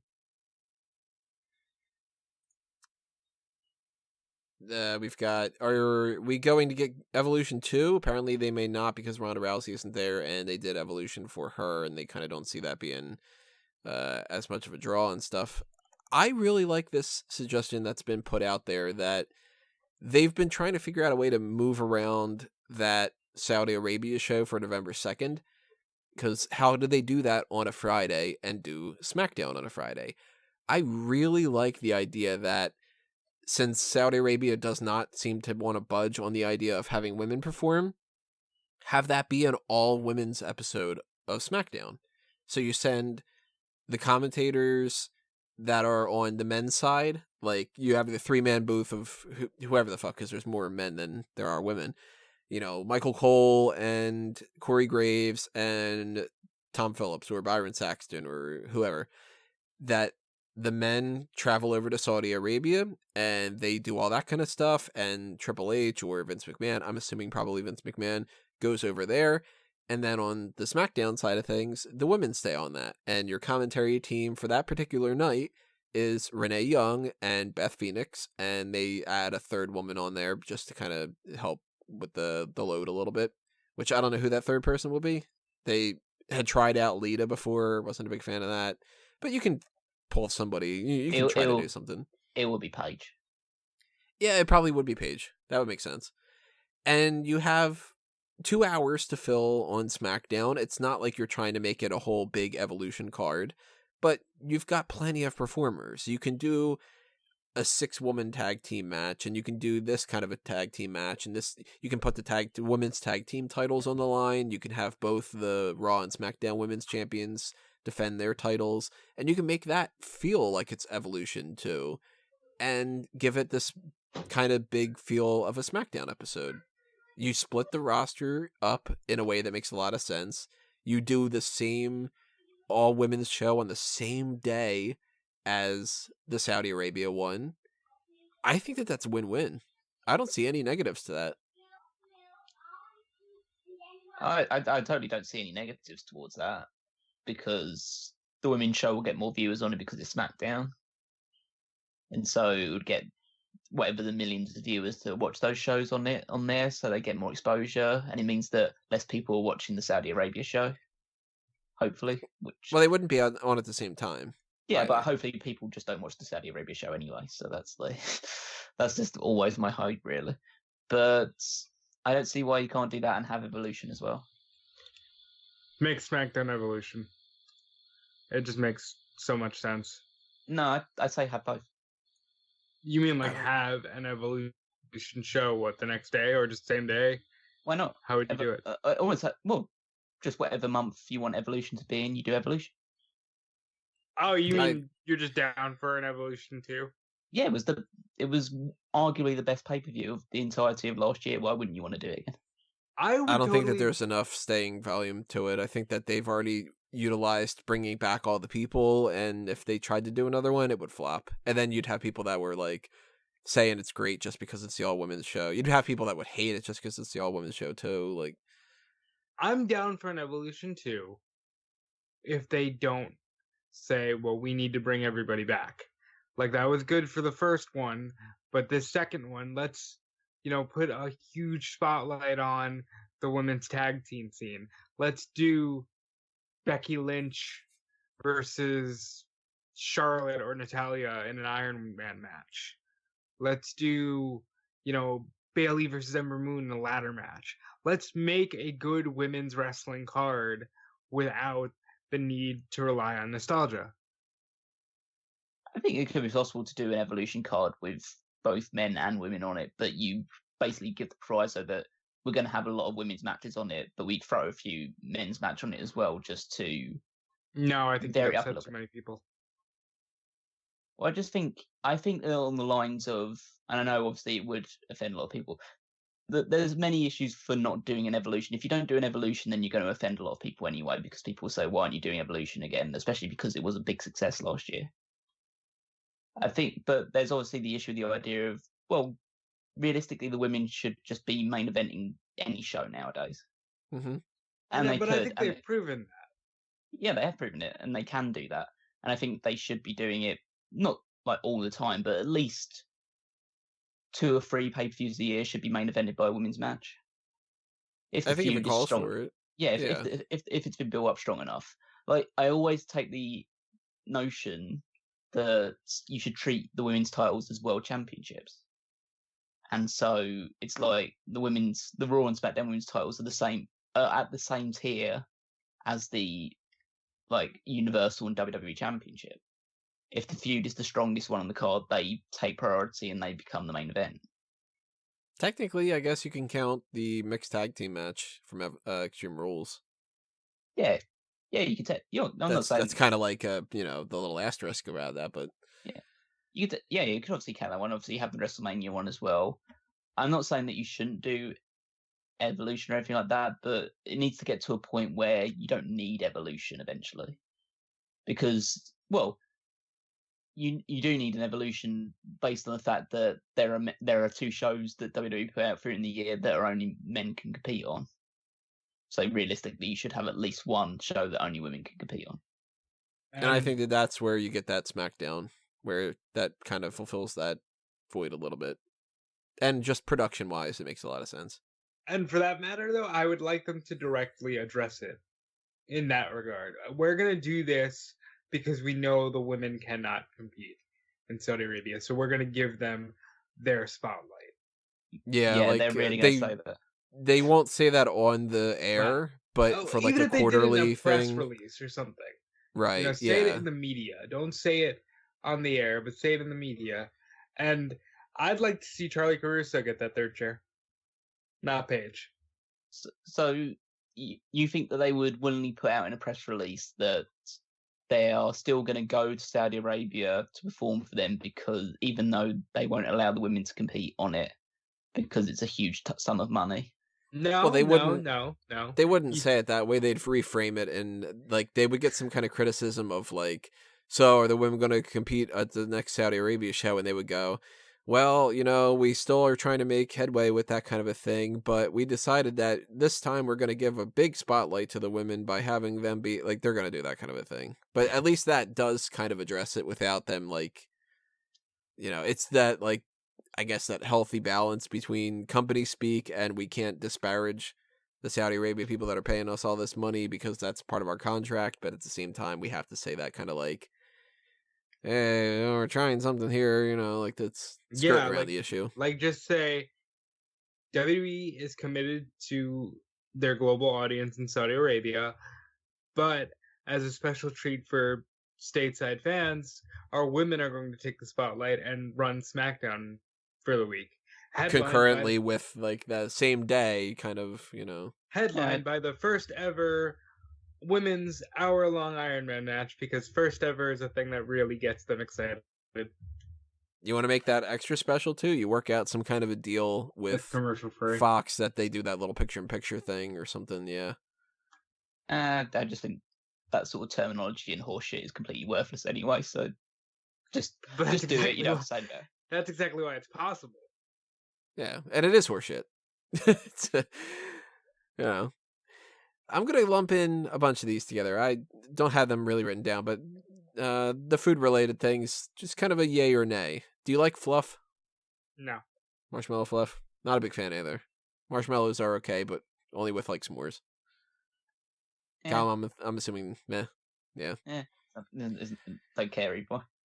Chocolate chip or plain pancakes? I say plain. If I want breakfast food, I want plain pancakes. If I want chocolate chips in my stuff, I want some kind of a dessert, I'll go with a dessert thing. I agree. Yeah, plain. Eggo waffles or Eggo pancakes? The waffles. Eggo waffles. Eggo? Oh, you don't have What? Eggos over there? You don't have Eggos over there? No, I have no idea what that is. That a brand name? Yeah, I guess. Do you ever watch Stranger Things? No.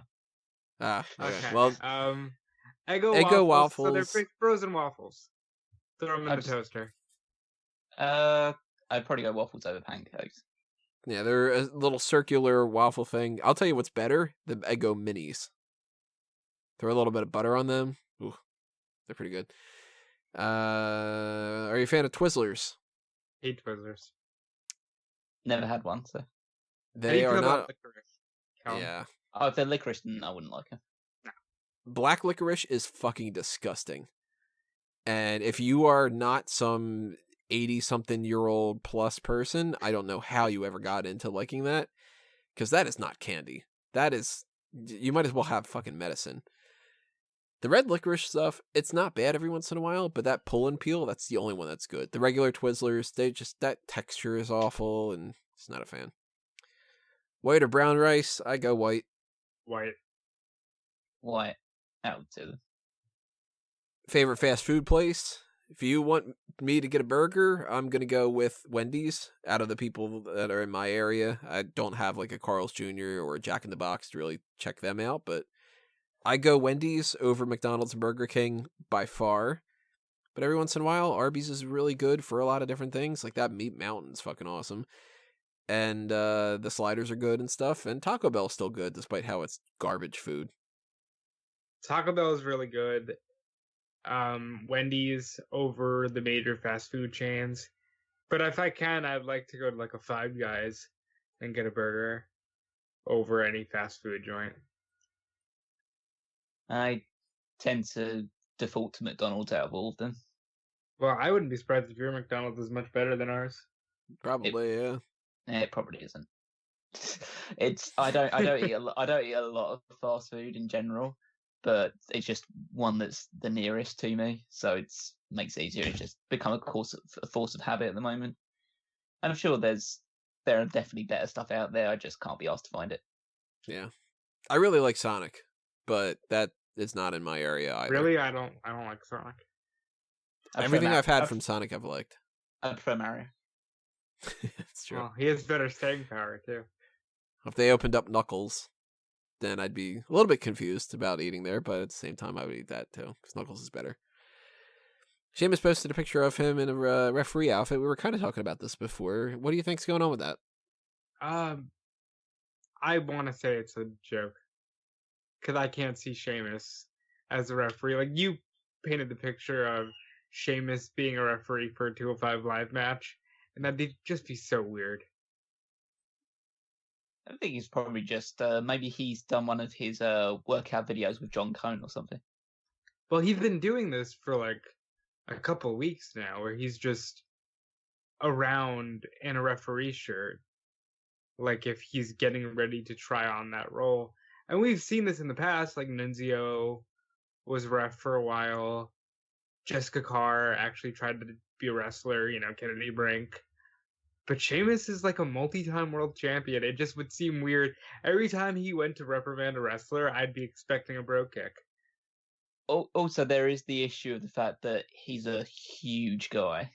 Huge. And the referees, or part of, maybe that's not, it's changing over time or whatever. It's not the standard thing, but it's the idea of referees should be smaller than the wrestlers to make the wrestlers look bigger.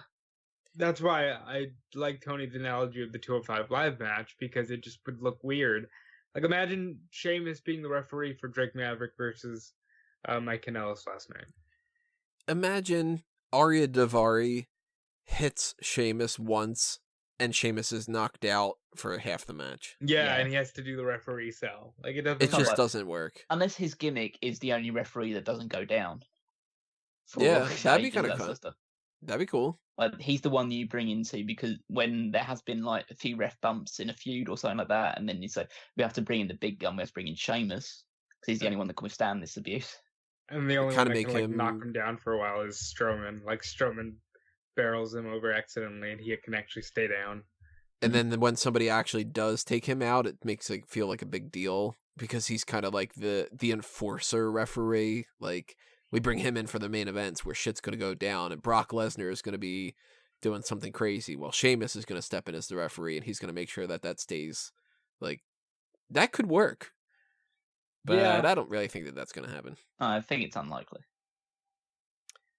What do you think of Kushida so far? I'm kind of unimpressed. He's just another guy. He's not bad. Not great. I think he hasn't been given a huge amount of opportunity yet to really explode on the scene. I think there's someone they signed a while ago, and they signed him for the sake of signing him and don't know what they were going to do with him when he got there.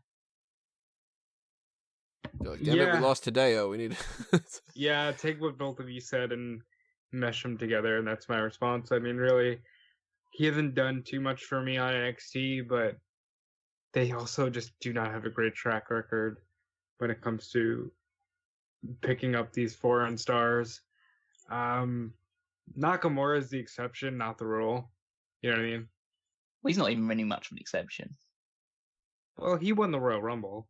Like, he's done things. Like, Shinsuke Nakamura is going down in the history books. He won the Royal Rumble. He's won the IC title, the US title. He had a WWE title match at WrestleMania. Like, he's going in the history books. Hideo Itami, not so much, and Kushida looks like he's going towards the not so much category. I do kind of miss him in New Japan's junior division. He was definitely more of a standout in that field. Well, with the G1 currently having the junior heavyweight champion, it's almost felt like that division's a non-factor at the moment. It always is during this time of year, anyway. What are your thoughts on the Vanessa Bourne and Aaliyah tandem? How do I put this in the nicest way? They're doing something. Like, they're doing better than what they had ever done before, because they're actually trying to make themselves characters. And this is maybe the 5th attempt at something with Aaliyah, and it's the best that she's... Like, Aaliyah looks better now than she's ever done before. Like, she's kind of like, ooh, wow, Aaliyah's there. And she seems more confident, which is really good. but they're just the mean girl thing again, and that's not all that impressive. It's not like they're breaking new ground. It's not innovative. Unfortunately, with Vanessa Bourne, I think she's actually regressed. She had a lot more going for her, I think, a year and a half ago than she has now. I think with this team, again, like you say, it is probably the best thing that both of them have kind of done so far. Maybe not so much with Bourne, but definitely for Aaliyah. But the big issue is they just can't wrestle. And that's Yeah. and that's the real. And I know people say, "Oh, are you really watching them?" or something. I have watched them. I mean, I've been following NXT long enough to see Aaliyah in all her different incarnations and forms. She's a lot better than she used to be, but that's not saying much because she used to absolutely suck, and now she's just passable. It's just the point of if you've been in the Performance Center for what 5 years at this point, and you're just past Win the Ring, then you're never going to get that far. But if you're going to have to wrestle for another 10 years to be good. But look at the roster they have right now. A lot of people who were wrestling for many, many years to get good. I mean, yes, you can point to the Velveteen Dream and say, not everybody needs that, but maybe, somebody like Aaliyah might. I understand that, but you look at let's put it this way: Candice LeRae at 5 years in was probably a lot better than Aaliyah is. Io Shirai 5 years in was probably a lot better than Aaliyah is. Or you say all these women are a lot more experienced than perhaps they are, but she's also been there is something wrong with that Performance Center in terms of the way they're teaching people.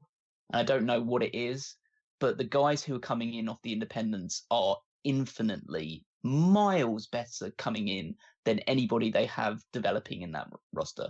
Velveteen Dream is a big, big exception to this rule, but everyone else is just really, really standard.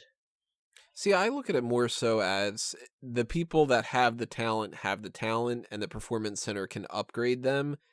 And the Performance Center can upgrade the people that have no talent. But if you have your plateau, you're not going to get past it. And somebody like an Aaliyah strikes me more as, you know what, let me just, I'll just say it. Aaliyah is not going to be anything other than a jobber in WWE or a secondary person in NXT. If she goes to an Impact, she's going to be a bigger deal. If she goes to Ring of Honor, she's going to be a big deal. If she goes to AEW, she can be one of their, like, utility players. But I don't know about that because that's only suggesting that she'll be a bigger deal because of her association with the WWE Performance Center. I think she has plateaued. Let me put it to you like this. I think their gimmick together is good. Born and Aaliyah, I like it. I'm completely soured on the idea of female tag teams right now in WWE. But they probably would have been a great fit in the Kelly Kelly era, and that is not a compliment in 2019. Yeah. Yeah, I agree with that side of things. I just think there's something off about how they're training people fresh out of the gate. It shouldn't take you this long to be at that level for both of them, really. I think that this is going to come down to Aaliyah just becomes a jobber the way that she's been basically for the most part. They either say like, look, this is what it is. You want to go up to the main roster and be the new Alicia Fox? Or do you want to stick around in NXT and do that? Or do you want to just leave? Yeah. And with her career, if she leaves and she goes to like an AEW, she can be like their third string C tier type person, but I don't think she's going to be their champion. And with Vanessa Bourne, a year and a half ago, I thought that she had a great look to her. I still think that she's really pretty, but I think that she has downgraded in you expect people to kind of tweak their look in a positive way. Like they get better ring gear, they change their hair up a little bit, maybe they slim down or they bulk up or, whatever that could be better for them. I feel like she's gone down with that. Like she doesn't look like she's more of a superstar than she did before. That's not like a weight type thing, but that's a little bit part of it. but she also like just looks like she's wearing the same type of ring gear and not something that's better, whereas Aaliyah has upgraded her ring gear. And I feel like Vanessa Bourne hasn't progressed in the ring enough that I feel like she is better as a manager. And a year from now or whatever they decide is the cutoff point, Aaliyah just becomes flat out jobber and Vanessa Bourne becomes manager, valet type, or released. And that's a shame. But not everybody has it. And they can try to keep people on there for years and years and years, but I would invest more if I were in control of these kind of contracts. I would say let's put more effort into Xia Li or Casey Catanzaro or Deanna Perrazzo or some other people that I feel have a stronger potential for the future than somebody like Bourne, Aaliyah, Tainara Kanshi. I don't think that Reina Gonzalez has a whole lot going for her. I do think that Jessie Camilla does. There's certain people that just kind of fall like into that, and I don't think Bourne and Aaliyah are really going to go all that far. But I hope I'm proven wrong. Do you want to see a Strowman versus Wyatt feud happen? No, because I don't want to see Wyatt feud with anybody. Got him. Damn. Yeah, I'm really down on how down you are on the Bray Wyatt thing. What do you mean? I So think he- the Bray Wyatt thing is amazing that they're doing right now, and the fact that you keep shitting on it is depressing me. But what's different? He's got a mask. Oh, well, No, it's the idea. Kane of- shaved half his head. It's the idea of the fact that they're presenting him in a completely different style. I think it's not when he was the cult leader. It was very much like the promos and the metaphors and the delivery and stuff like that. Now he's a split personality psychopath, and you can say that whether you like that or not. If that's not your cup of tea, it's not your cup of tea. But you can't really say that he's not evolved his character. I would buy into that if they had the Firefly Funhouse character do something. I think we will see him do something at some point. I mean, he's already done that. He did that promo on SmackDown where he's like talking about the Fiend and saying like the Fiend is going to get you, that side of things. That character's not dead. That character's very much alive. I don't know whether he'll come out on episodes of Raw or SmackDown, but he'll definitely. I think he'll keep doing backstage skits. And If they were to have the sweater version of Bray Wyatt come out and fight Finn Balor and kind of like play around with that, then I'd be all for it. But the Fiend, it's just the same Bray Wyatt, but with a different... I put it on the one article. It's a fresh coat of paint against a character that people think has some kind of a character change because they literally paint him. This Bray Wyatt and Finn Balor feud is so stupid to me. I've said it a million times. You do the Demon Balor thing, they literally paint him and say do the exact same thing. There's nothing different. And with Bray Wyatt, he used to have the lights go out. The lights still go out. He used to attack people with a supernatural type thing. He's doing that. He does the Sister Abigail. He's fighting Finn Balor, who he fought multiple times in the past. I see nothing different. It's like if he got a new pair of pants.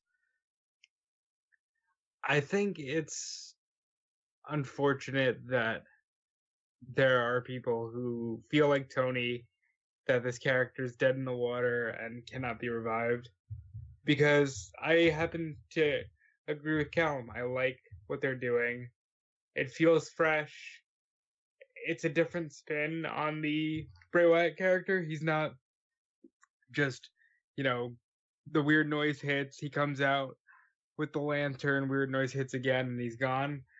I did see a video, a live video of what happens when he's in the ring, and you see the two dudes with the light messing around with it, and it kind of killed it for me. So I'm going to completely stay away from any kind of live footage of the Fiend character. But I like it. I think it's a way that he can revive himself in his career. with regards to a feud with Strowman, I don't want them to bring up any aspect of the previous Bray Wyatt character or use that as a motivation for just making a feud with Strowman happen. A feud happens with Strowman naturally based on the idea of like Strowman's going to be the one who's not scared of the Fiend or anything along those lines, then I'm fine with it. But if it's just built around the fact of, oh, let's put Bray Wyatt on that side and Strowman on the other side, because Strowman used to be part of the Wyatt family, and then we'll put Rowan on one side and Harper on the other, then you're, like Tony says, just retreading water. But I'm willing to reserve judgment on the Bray Wyatt thing until we see the match actually at SummerSlam, because he could wrestle not completely different, but a noticeably different way. I'm fully expecting he does the crab walk thing. He does the same moves. He wrestles the same match. They carry the feud forward. Finn Balor loses, but then, he's going to fight back as the Demon. And then they do the exact same thing that they've done before. I see nothing but laziness here. I think Balor goes away. Yeah, Balor is Yeah, going away. he goes away, then he comes back as the Demon thing.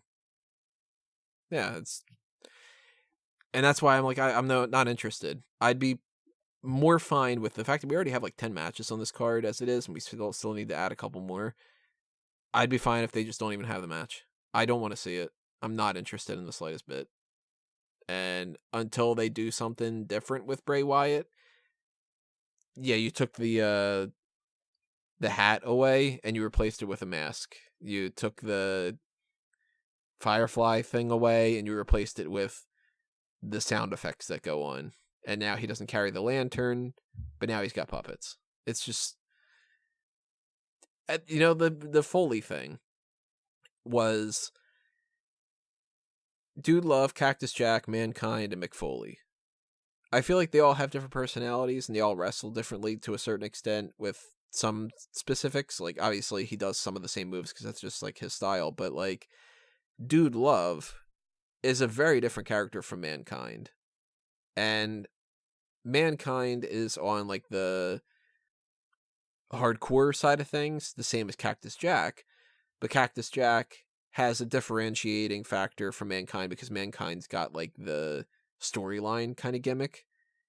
And then the difference between Cactus Jack and McFoley is the sympathetic one, and Cactus Jack is just his like asshole side.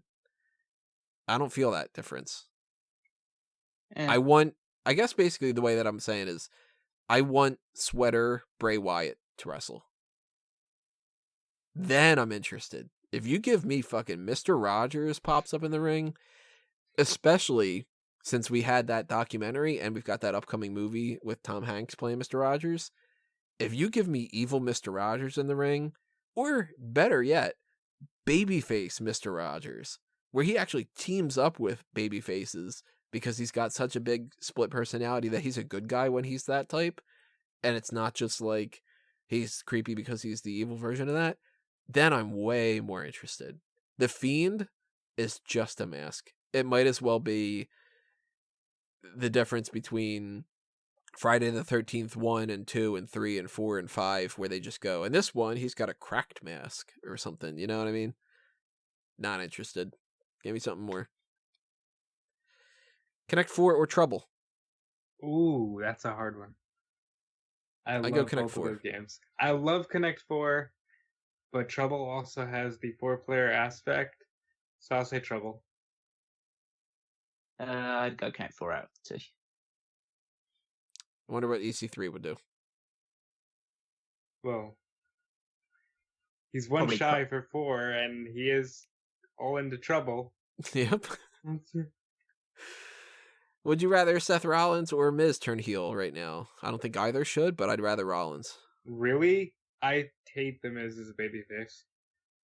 He just becomes so vanilla whenever he's a babyface. I think Rollins is pretty vanilla too.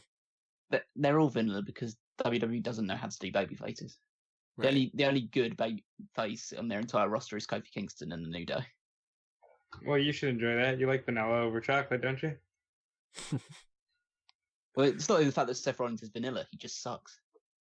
So, out of the two of them, the Miz should turn heel because the Miz does a lot better in that character than he does as a babyface. Whereas Rollins can be good as a babyface, can be good as a heel, can be bad as both of them as well. So, have you seen any improvements from Marina Shafir and Jessamine Duke?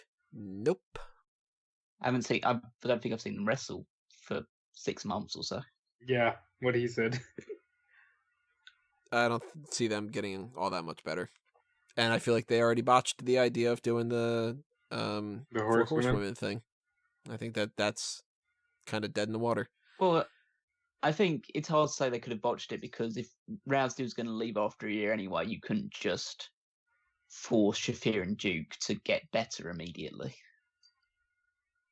I hope that we still have all 8 and that they can do that, because that's the best and only thing that I think that you can really get out of Duke and Shafir. I don't think they've got it in them. How the hell did they botch that? I mean, like, how is that? We've seen them hotshot so many things. How is that not something they immediately went for? I think that they are of that mindset of we are infallible and we're going to get around to it because nothing's going to happen. The way that they kind of did with that whole Rock and Sting and Triple H thing. Just, yeah, nothing's going to happen. And if it happens, fuck it, we'll move on. That kind of thing. I think that they are that high up in there. And they probably wanted to give Duke and Shafir more time to learn how to do some stuff. And they were focused on all these other things. And they're probably like, well, we'll do it in 2021. Like that kind of thing, where it's 10 years past the point where anybody wanted it. This one's tough. What is your most overrated and underrated feud of all time? I can't really answer that all that well, because especially when it comes to like the most of all time, the biggest whatever, it's hard to tell. The only thing that came to my mind for underrated, which I don't even know if that's really a good answer for it, is Randy Orton versus Christian. But I think everybody kind of agrees that was great. So is that really underrated? I think it's one I class it's underrated because it's one that people bring up all the time in the underrated conversation. But it's the idea of like when people talk about the greatest feuds of all time, they're unlikely to turn to Randy Orton versus Christian, even though it was a better feud than some of the big ones people always bring up. I think it had a significant amount of quality over feuds between two bigger names. If I'm looking at overrated feuds, the most obvious blaring one that sticks out in my mind is Shawn Michaels versus Bret Hart. Because they had 2 singles matches, I believe. Actually, 3 if you go back a lot further, but two big ones in the heat of their actual rivalry. And the real interest of their feud was what was happening behind the scenes. What was actually happening on TV was nothing special, and their matches were both. The Iron Man match is a struggle to watch nowadays, and the match in Montreal ends in a screwjob finish. Obviously, the most wild finish, arguably in wrestling history, but it's still the match itself was nothing special. Well, the network took it down because they don't like collections because they're stupid. But there used to be an entire collection of Bret and Shawn Michaels, and I think even me, who's a big fan of both guys, if I really look back on it now, what was my favorite match between the two? It's probably the '92 Survivor Series or one of their early matches where it's not like you don't know. Okay, this is all leading to they hate each other and they're gonna be in a shoot fight backstage over petty shit. So I kind of agree with him. I wouldn't say it's the most overrated. I'll get a lot of flack for this. I think Rocket Austin's a little overrated. Yeah, I think so too. I think like they had good chemistry when it came to promos, but their matches are typically booked wild to hell and back. And I don't think that there was a lot there outside of, well, it's Rock and Austin and they're the biggest names. Underrated for me, Edge and John Cena. I love that rivalry, and I think that rivalry was really good for helping both of those guys establish themselves. Because Cena, at that point, his biggest feud was Bradshaw, and I think that says enough right there. And Edge was really struggling to become the top heel, and I think finding his Batman to his Joker really helped him solidify himself there. I also really like Punk and Hardy from '09. I know not a lot of people do, but I think that was a good rivalry, and the first time in his WWE career that CM Punk actually showed some, like, okay, this guy can be a lot of fun. I think there's a couple of other ones in terms of the overrated side of things. And I talk about Randy Orton being on the underrated side of this feud with Christian. The two other ones I had listed as overrated feuds are John Cena and Randy Orton, because that's went on way too long and is placed to the pedestal. I understand what you're saying with the Rock and Austin one, but at least Rock and Austin had the star power and like huge aura around them to, even if some of their matches weren't up to the standard you expect them to be, at least the crowd was always super into those matches. Whereas by the time John Cena and Randy Orton had some of their final matches together, the crowd were chanting "boring, stop, do everything else." Like they were completely done with this feud. And then also Triple H versus Randy Orton is not a great one either as well. Just underrated, the other two that strung in my mind other than Orton versus Christian are Chris Jericho against Rey Mysterio. Great feud. Yeah, the mask versus title feud was very good. And then one which probably won't be very much talked about is Hulk Hogan versus Paul Orndorff. Yeah, I think that is a very underrated Hogan feud. Because a lot of people don't know that was on the back burner in case Andre the Giant couldn't compete at WrestleMania 3. It was going to be, the main event was going to be Hulk Hogan against Paul Orndorff. And so they were basically working all the house shows and doing all the build while Andre couldn't do anything because of the shape that he was in. So do you think... wish I could remember more of those like old school things to be like underrated is like Hogan and Slaughter, or like overrated is Savage and Flair, or like, like different things. Like I wish I could remember more of that, because obviously it wasn't like alive during most of it. Well, so that's the idea. I can't remember them because I wasn't around when they were happening. But it's a case of like just going back and reading about how exciting it was, because the Paul Orndorff turn on Hogan is like a really big deal. I mean, you look at that. You also look at the same thing with the Bob Backlund and is it Bob Backlund? No, it wasn't. Was it Bob Backlund, Bret Hart? No, I was thinking more about the I'm trying to remember who underrated. It was.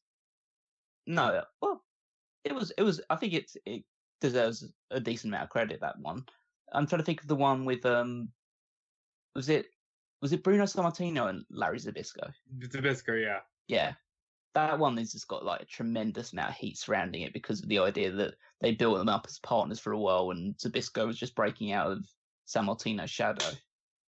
He should have been WWF champion. I know why he wasn't. I know that he left, but I'm sure they were building him to be the WWF champion.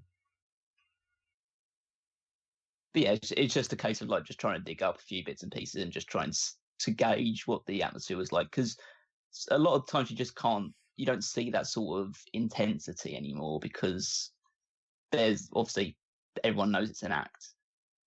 Yeah, which it's very annoying for me because you can't get into a feud anymore. Like I mentioned Cena and Edge, and to an extent, up until the point where Callum was talking about, where people just started chanting "boring" and Randy Savage and anything else, Cena and Orton, if they would have never had another match after the 60-minute anything goes Iron Man match, could have been one of the top feuds ever. But they dragged it on for too long, and it ended up being what it is because everybody knows that everything is an act. I think that is why the Tommaso Ciampa Gargano rivalry felt so great, because people got into it. The crowd acted the way they were supposed to. You had a definitive heel, definitive face. It was great. And another thing for overrated, and I won't go into it too much because we spent a whole podcast on it, but Triple H and The Undertaker. Yeah. I could put that down. I had written down for overrated ECW. I think that ECW in general is overrated, and all their feuds where it's like promotion, like just like everybody that does the whole like, oh my god, this feud and this feud was so great, and Sandman versus I don't think so. I think that's all overrated. I think that people went nuts over the fact that they could see some hardcore action and that they could push the boundaries, and that the feuds themselves, some of them were obviously groundbreaking in some ways, but I think that people have this nostalgia for ECW that they make it seem like it was like amazing writing, and it wasn't necessarily. Brock Lesnar, Kurt Angle, underrated feud, right? No idea. I mean, I don't know. It's underrated. It's trying to get the balance of it. I think it's rated pretty well as it is. I don't know. I think more people should talk about that. And yeah, I could go on for a while because I know Callum and I know enough of the history to just, there's so many feuds out there, but there are quite a lot that are overrated. I think, like, in the grand scheme of things, Punk and Cena was a one match deal, maybe two if you count that Raw match they had. Have you ever had any dreams that or nightmares that you still remember to this day that you had, back a long time ago, I'm assuming? I remember one nightmare I had when I was a really, really little kid where there was like a devil, and I don't remember what had like spawned this in my brain, because I've never been the type of person that really has had nightmares. I don't really like horror movies, despite who I'm dating. And I had this dream that there was like a devil, and it was showing me a dead body and talking about how to remove the skin from somebody, and like the bones and the blood and the guts and all this other kind of stuff. And it was like talking about that. I remember being like, what the fuck? Like what, why did I think of that? Cause I was like 6 or 7 at the time or something. And it really scared the shit out of me. So I still remember that one, but I don't really have nightmares.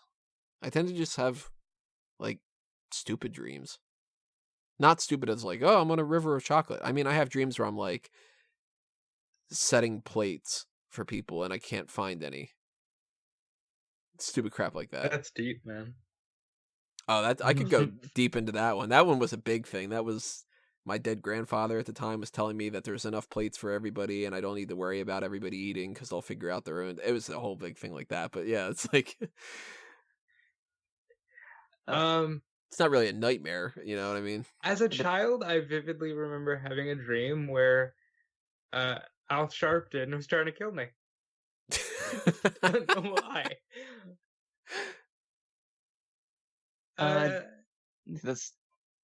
Is that a nightmare? I would think so. I mean, he's a reverend after all. Maybe he was just trying to save you. Maybe he was trying to put me through a table.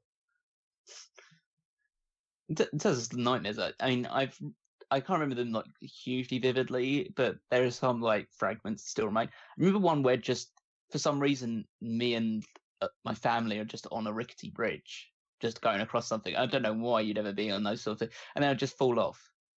And it's just like you're falling, just long enough to like grab hold of the side to like see your family as you're about to pass away, and then just go straight into the ground. Just like just because I'm thinking that was like a heights related fear thing. Cause I've carried that for a while. There was one where it's like I was out hanging out with a group of like people that I didn't recognize or know. So it's like, oh yeah, cool, just meet some new friends or whatever. And then get back to my house, so say, oh, I'm just going to go get something. And then they all turn into robots. And well, isn't that just the worst day? Yeah, no. Well, it's weird because like their heads started pulling out of their thing, like on those, like, you know how certain like a Doctor Octopus arm or whatever, just like their head just sprawling out of them, and they would just like, oh, that's why I don't have friends. No, just digging into the memory a little bit too far. So I can't trust people. I can't have friends anymore because they all just end up being robots. They might be robots. Yeah. And then you watch the show like V or something, and you're just like, God damn it! Yeah, now they're all aliens too. Yeah. Well, I'm convinced fucking Tony's a robot. Like that just doesn't compute. I mean, yeah, dreams are weird, man. I mean, we could do a whole all talk show about weird dreams and stuff, and that'd be interesting to do in the future. If you want me to do more all talk show stuff, donate to the Patreon. Do you like the Io Shirai heel turn? Yes.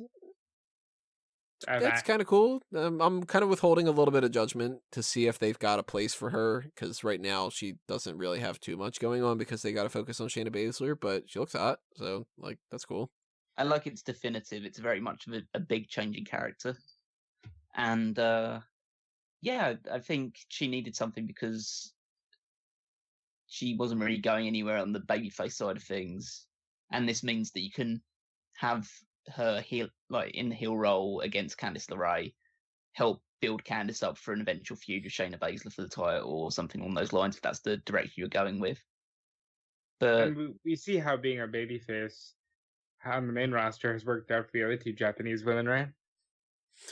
well, It's true. also it's a bit of a definitive change with the idea of the fact that the other two Japanese women were baby faces in NXT their entire runs. I mean, Asuka was kind of flipped between two of them every now and again, but Kairi Sane was a definitive babyface, so it's good to see one that's in more of a clear heel role. Well, here's a question. Do you think that they're going to defend these women's tag titles at SummerSlam at least? Nope. That's so fucking stupid. If they do, it'll be a multi-women match, like a Fatal 4-Way or something. We still have the Intercontinental Championship has not been 100% set in stone. We still have the Roman Reigns match, which hasn't been set in stone. There's nothing with Drew McIntyre, Braun Strowman, Rey Mysterio still doesn't have anything. The Raw Tag Team titles, the SmackDown Tag Team titles, the Cruiserweight Championship. So you're already looking at potential 5, 6, 7 matches that haven't been added to the card yet, and we have like 10 or so already. Well, I Those think women's tag titles are not going on that card that's shitty. Why are the Miz and because Dolph? they're like watching dogs today or something. Like, Real question: Why are the Miz and Dolph Ziggler having a match at SummerSlam? I think Miz gets taken out, and I think Goldberg takes the spot. I'll tell you one thing, and this is going to skip to the SummerSlam predictions. Aleister Black and Sami Zayn's going to be a one-move match. Yeah, I he's hope gonna so. run. He's gonna run at him. He kicked in the head. Yep, I'd be fine with that. That's not going to be like a full 10-minute segment or something. That's going to be super quick. So they might do something like that with Dolph Ziggler too. They might have like the Goldberg thing come in, or they might have Shawn Michaels do something or whatever, but I don't know. And see, It's kind of strange. Miz and Ziggler is another one. Like, they should have left it alone. They managed to shock people and deliver a really good feud in the fall of 2016. You should have left it there. Because both guys are very hit or miss. And this is largely going to be a miss if they just keep it at, oh, it's the Miz and Dolph Ziggler again. Well, it's the same as like Roman Reigns versus Samoa Joe. Why are we doing this? Well, I don't think they are. I think that's why they panicked and delivered a schmoz 8-man brawl on Raw and a weird falling stage at SmackDown. Well, our final question here. Using your crystal ball, the main event of WrestleMania 36 is The Rock versus Roman Reigns. Roman Reigns versus Brock Lesnar. Yeah, Roman Reigns versus Brock Lesnar. Okay, so we agree. It's a triple threat. The Rock, Brock Lesnar, and Roman Reigns. I would love it if Roman Reigns and The Rock had a match. Even if the match doesn't work out all that well, that is so much more intriguing to me. I don't want Rock Lesnar. I don't want Rock Lesnar. I don't want The Rock versus Brock Lesnar. I don't want Brock versus Reigns. What about Rock Lobster? That's I'd be cool with that. Do you got some butter? I think there is some potential of the idea of maybe Seth against Roman if they are taking Brock out of the picture entirely. Possible. But I think in terms of other ones, I think it's the absolute certainty is that Roman Reigns is one of the people. as he should be. And I just can't imagine that they don't keep that title on Brock. I don't want to see Brock Lesnar. I don't want to see Brock and Roman again. I just don't like. I don't want to see Brock and Seth again. Granted, I really enjoyed the beatdown on Monday, but I don't even want to see that match again. I don't understand this thing where it's like only Shield guys are allowed to fight Brock Lesnar at WrestleMania. If you're not a legend, you had to be in the Shield, and then you can fight Brock Lesnar at WrestleMania. I put him in the ring with somebody else. There's so many people in that company. Put him in the ring with Joe. Put him in the ring with Drew McIntyre. I'm sure Chad Gable could probably squeeze a good match with Brock Lesnar. Like, I don't want to see another Brock and Roman match. If you had your choice about what you'd actually want as the main event of WrestleMania 36, what would it be? I'll be doing that after SummerSlam. Oh yeah, because I'll be doing my fantasy booking WrestleMania 36. I won't spoil it for you then. I'll tell you what's not going to be on that. I'd like to see the card is not going to be Roman Reigns versus Brock Lesnar and Becky Lynch versus Ronda Rousey, or Becky Lynch versus Charlotte Flair, or Charlotte Flair versus Ronda Rousey. It's not going to be any of those kind of things. I'd like to see John Cena get an actual WrestleMania main event. I don't know against who, per se, but I would definitely position Cena as the winner of the Royal Rumble. He ties Austin's record in that regard, and then he defeats a worthy champion that he hasn't fought in, like a Kofi, or even, like a Drew McIntyre. I think that match would actually be really good. I know they were supposed to do it this year, but I'd like to see John Cena featured in a main event spot. Fair enough. What about you? You asked the question. Well, that means I don't have to answer it. But it would be Daniel Bryan against Samoa Joe. Yeah, that'd be cool. Just because I know that they haven't really touched since. I know they had like a few little like bits and pieces. I think they had that triple threat match with Big Cass like last year or something like that. The what? They had a triple threat match with Big Cass on. In fact, when it was meant to be Daniel Bryan against Samoa Joe 1-on-1, they threw Big Cass in because WWE hates its audience, and so so it'd be good to see them have a full 1-on-1 match for the title with Daniel Bryan as a babyface, obviously. You think they're ever going to get to that Shinsuke Nakamura Daniel Bryan match that he wanted? If they do, it'll be on a random episode of SmackDown. Yeah, I think that'll probably be the case. So that's it. That's the mailbag for July 2019. Thank you, of course, for all the questions that you submitted. And obviously, we didn't get around to all of them. But if you're wanting us to answer some other questions that we didn't get to, then send in those questions for the August mailbag. Here's I don't a know real when we're going to question, necessarily do that. Yeah. When are we going to do that with the last week of August being what it is?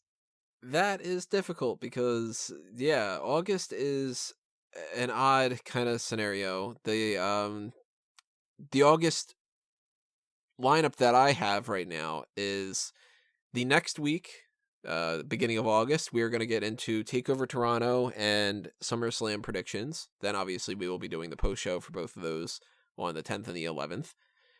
Then I have written down that I'm going to write up my fantasy booking of WrestleMania 36 and potentially do a podcast solo on that one, depending on how much time I have. But we're also going to be breaking down the G1 Climax for the whole tournament breakdown and the contest results and all the other kind of things that go along with that. Are we? When are we doing that? Around August 14th. Okay. And then I have the mailbag. Because that way we can get that out of the way, and then we've got All Out and NXT UK TakeOver Cardiff at the very last part of that. And then and then I have written down under September 4th for episode number 405, blank week, and then in parentheses, getting it all out, therapy hour bitch fest complaints. I don't know exactly what that means, but therapy hour bitch fest complaints sounds kind of fun. I think I was with you when you wrote that down, and we said it was like, it's a parody on All Out, but also it's one of the last free weeks we have, so just yell like, ah! Just vent. Yeah, that's what it was. Yeah, it was just venting on stuff and be like, I'm sick and tired of how they do this. And like, just Bobby Lesnar comment mode of just like, God damn, so much, I don't really fucking like it. Then we got Clash of Champions and all that in September, and so on and so forth with whatever that's going on with that. But yeah, right now I have mailbag written down for 3 episodes from now, around August 21st. So keep that in mind. Think of questions. Send the questions in.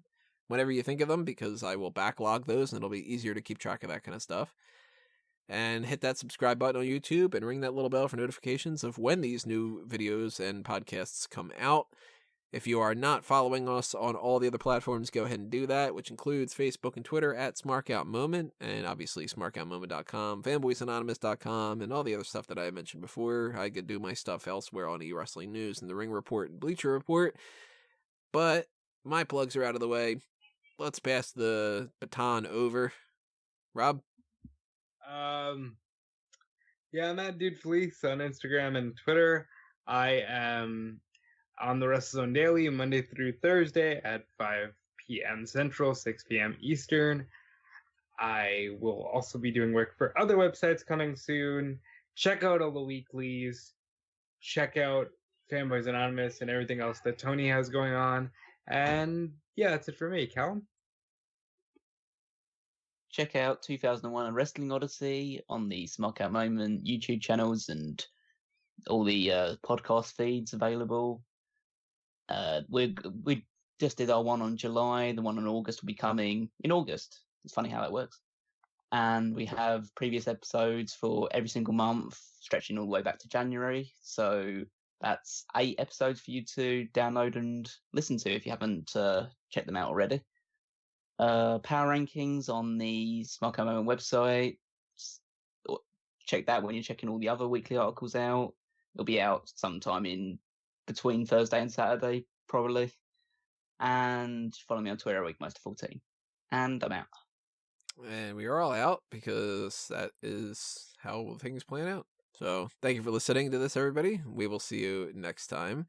This has been another Smark Out Moment, and we're being counted out.